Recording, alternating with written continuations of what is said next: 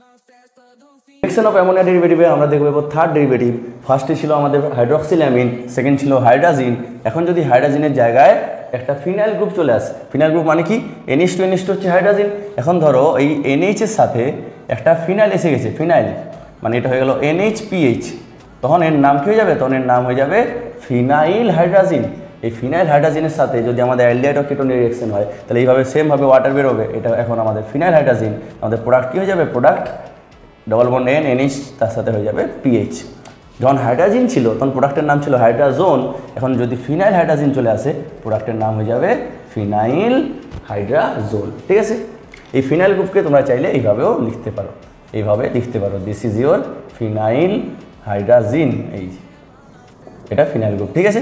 আর এই পুরোটাই টোটাল এটা হচ্ছে ফিনাইল হাইড্রাজিন, দিস ইজ ফিনাইল হাইড্রাজিন। ঠিক আছে,